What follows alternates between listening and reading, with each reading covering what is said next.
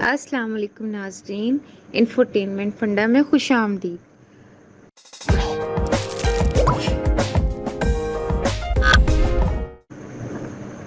آج کی اپنی اس ویڈیو میں آپ کو رمضان المبارک کے فضائل تفصیل سے بتاؤں گی۔ رمضان المبارک ایک بابرکت مہینہ ہے۔ اس بابرکت مہینے کی کیا خاص بات ہے وہ جانیے آپ ہماری اس ویڈیو میں۔ رمضان المبارک وہ متبرک اور مقدس مہینہ ہے جو ہر سال ہم پر اپنی رحمت کا سایہ کرتا ہے۔ اس کی برکتیں اور فضائل اتنے زیادہ ہیں کہ ان کا کوئی شمار ہی نہیں ہے۔ حضور پاک صلی اللہ علیہ وسلم نے اس شخص کے ساتھ بخشش کا وعدہ کر رکھا ہے جو کہ رمضان میں پورے روزے رکھے، لہٰذا آپ صلی اللہ علیہ وسلم نے فرمایا، جس نے ماہ رمضان کے روزے ایمان کی حالت اور ثواب کی نیت سے رکھے اس کے گزشتہ گناہ معاف ہو جاتے ہیں۔ یہ بات تو سب کو پتہ ہے کہ تمام عبادات و اعمال صرف اور صرف اللہ تعالیٰ کے لیے ہیں اور یہ سب اسی کی پاک ذات سے وابستہ ہیں۔ اسی بابرکت مہینے میں ایک نیکی کا ثواب 700 گنا ہو جاتا ہے۔ اس مہینے کی فضیلت یہ ہے کہ اس میں روزہ دار کی دعا قبول ہوتی ہے، اسے رد نہیں کیا جاتا۔ اس مہینے میں بڑی لگن سے دعائیں کرنی چاہیے۔ ایک روایت میں ہے، مظلوم کی دعا تو بادل چیرتی ہوئی اللہ تعالیٰ کے پاس پہنچتی ہے اور اس کے لیے آسمان کے دروازے کھول دیے جاتے ہیں۔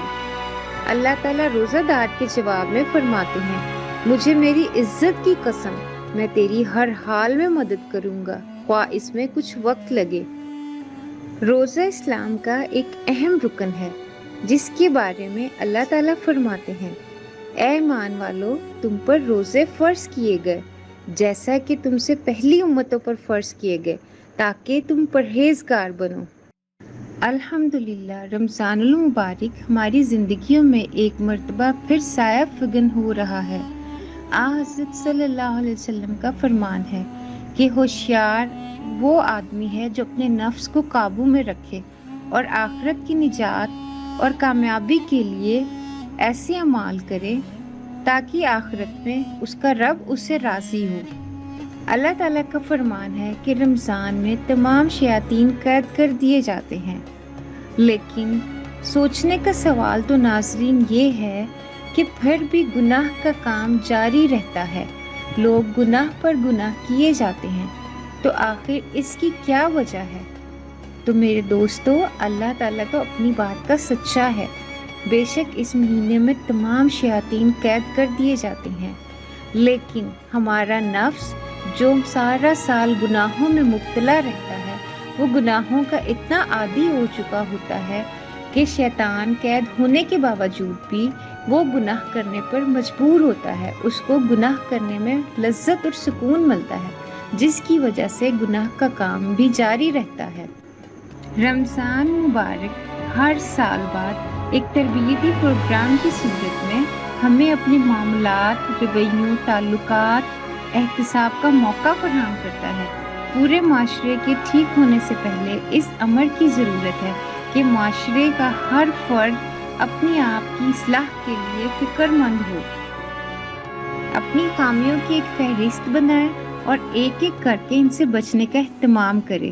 غیبت، چغلی، لعن طعن، بدگمانی، تکبر، ظلم، غصہ، جھوٹ، وعدہ خلافی، بد نگاہی، حسد، بغض، جو بھی اخلاقی برائیاں ہیں، ماہ رمضان ہمیں ان برائیوں سے اپنے آپ کو بچانے کا بہترین طریقہ فراہم کرتا ہے۔ اس موقع کو ضائع مت کیجیے۔ آئیے ہم آپ کو کچھ عبادات اور طریقے بتاتے ہیں جن پر عمل کر کے آپ اپنے رمضان کو بہترین طریقے سے گزار سکتے ہیں۔ رمضان میں زیادہ سے زیادہ کوشش کریں کہ باجماعت نماز ادا کریں۔ اذان سنتے ہی مرد حضرات سب کام چھوڑ کر پہلی صف میں نماز ادا کرنے کی کوشش کریں۔ حضرت عبداللہ بن مسعود رضی اللہ تعالیٰ عنہ کا فرمان ہے کہ جس شخص کو یہ بات پسند ہو کہ وہ مطیع و فرما بردار بندے کی حیثیت سے روز قیامت اللہ سے ملے تو اس کو 5 نمازوں کی دیکھ بھال کرنی چاہیے اور انہیں مسجد میں جماعت کے ساتھ ادا کرنا چاہیے، اور خواتین کو بھی وقت پر نماز ادا کرنی چاہیے۔ باقاعدگی کے ساتھ نماز تراویح کا اہتمام کریں۔ حضور پاک صلی اللہ علیہ وسلم نے فرمایا، جو شخص یہ نماز تراویح پڑھتا ہے اس کو پوری رات کے قیام کا ثواب ملے گا۔ رات کے آخری تہائی حصے میں پڑھی جانے والی نماز تہجد بھی تقویٰ کے حصول کا بہترین ذریعہ ہے، اس کا بھی اہتمام کرنے کی کوشش کرنی چاہیے۔ سحر سے ذرا قبل اٹھ کر اگر آپ بآسانی نماز تہجد پڑھ لیں تو اس کی کیا ہی بات ہے۔ نبی اکرم صلی اللہ علیہ وسلم نے رمضان المبارک کو ہمدردی غمخواری کا مہینہ قرار دیا ہے۔ ہمدردی کا ایک پہلو یہ ہے کہ کسی روزے دار کا روزہ افطار کروا دے۔ نبی کریم صلی اللہ علیہ وسلم نے روزہ افطار کروانے کی بہت ترغیب دی ہے۔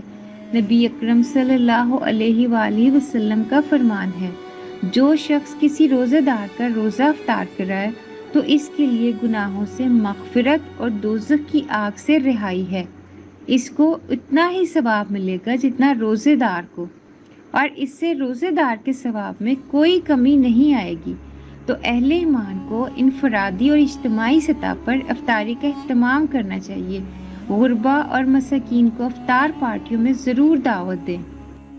یوں تو رمضان المبارک کا ایک ایک لمحہ تاریخی اور یادگار ہے، اس کے باوجود تاریخ اسلام کے کئی اہم مراحل کو رمضان سے نسبت حاصل ہے، جیسا کہ 17 رمضان المبارک یوم غزوہ بدر، 27 رمضان المبارک یوم نزول قرآن پاک، 27 رمضان المبارک یوم آزادی پاکستان۔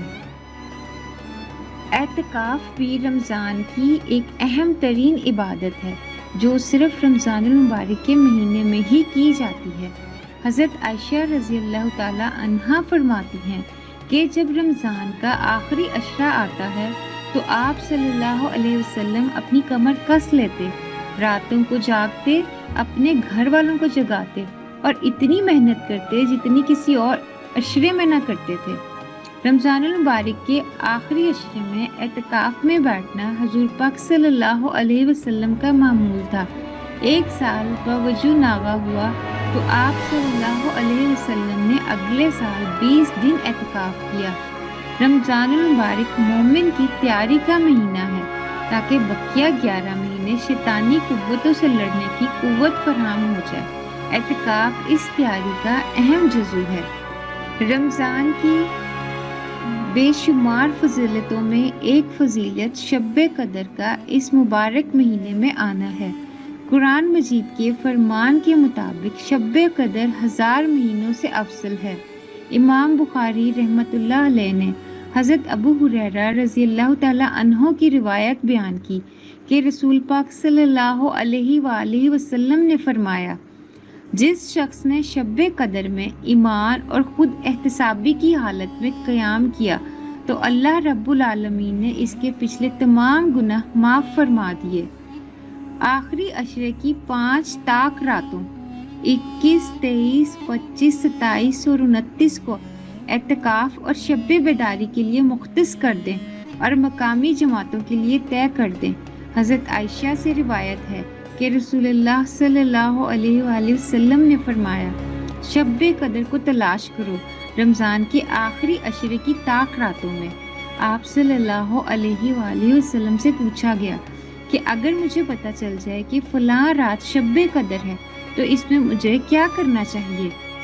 آپ صلی اللہ علیہ وسلم نے فرمایا، اللہ تعالیٰ سے یہ دعا کرو، اللہم انک عفو تحب العفو فاعف عنی، اے اللہ بلا شبہ تو معاف کرنے والا ہے اور معاف کرنے کو پسند کرتا ہے، بس تو مجھے معاف فرما دے۔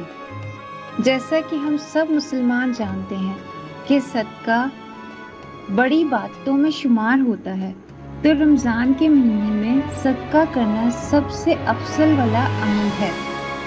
حضرت عبداللہ بن عباس رضی اللہ تعالیٰ عنہ سے راوی ہے کہ جناب جبرائیل علیہ السلام رسالت مآب صلی اللہ علیہ وسلم سے رمضان کی ہر رات ملتے اور قرآن کی دہرائی کرتے، تب آپ صلی اللہ علیہ وسلم تیز ہوا سے بھی بڑھ کر سخی ہوتے تھے۔ مطلب نبی کریم صلی اللہ علیہ وسلم رمضان کے دنوں میں عام دنوں سے بھی زیادہ سخاوت کا مظاہرہ کرتے تھے۔ ایک موقع پر رسول اللہ صلی اللہ علیہ وسلم نے قسم کھا کر فرمایا، مسلمانوں کے لیے رمضان سے بہتر کوئی مہینہ نہیں، منافقین کے لیے اس سے زیادہ برا مہینہ کوئی نہیں۔ وجہ یہ ہے کہ اہل ایمان اس مہینے میں عبادت کے لیے قوت حاصل کرتے ہیں، جبکہ منافق اس ماہ میں لوگوں کے عیوب ڈھونڈنے میں مگن ہو جاتے ہیں۔ یہ مہینہ مومن کے لیے بھی غنیمت ہے اور فاجر کے لیے بھی فرصت کا موقع ہے۔ اللہ تعالیٰ کو روزے دار کے منہ کی بو کستوری کی مہک سے بھی زیادہ اچھی لگتی ہے۔ جنت کا ایک دروازہ صرف روزے داروں کے لیے مخصوص ہوگا، اس سے روزے داروں کے سوا کوئی اور نہیں گزر سکے گا، اور اس دروازے کا نام ہے باب الریان۔ روزہ گناہوں سے بچنے کے لیے ایک ڈھال ہے۔ جو شخص ایمان اور ثواب کی نیت سے رمضان المبارک کے روزے رکھتا ہے، اس کے گناہوں کو بخش دیا جاتا ہے۔ اس مہینے میں زیادہ سے زیادہ قرآن پاک کی تلاوت کا اہتمام کریں، یہ اللہ کے نزدیک پسندیدہ ترین عبادت میں سے ایک ہے۔ تو میرے دوستو، اگر آپ بھی اللہ تعالیٰ کا قرب چاہتے ہو، جنت میں اعلیٰ درجات کی خواہش رکھتے ہو اور نبی کریم صلی اللہ علیہ وسلم کے قرب کے طلبگار ہو، تو اللہ کی راہ میں دل کھول کر خرچ کریں اس بابرکت مہینے میں، اور دیگر لوگوں کو بھی اس طرف متوجہ کریں۔ حضرت ابن عباس رضی اللہ تعالیٰ عنہ سے روایت ہے کہ رسول اللہ صلی اللہ علیہ وسلم نے صدقہ فطر کو فرض قرار دیا تاکہ روزہ لغو اور بیہودہ باتوں سے پاک ہو جائے اور مسکینوں کو کھانے پینے کا سامان میسر آئے۔